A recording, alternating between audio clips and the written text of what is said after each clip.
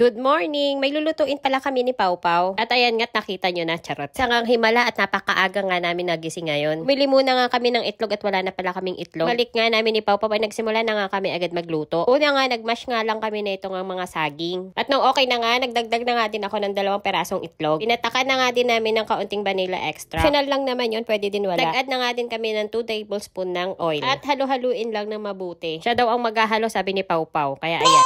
Mix.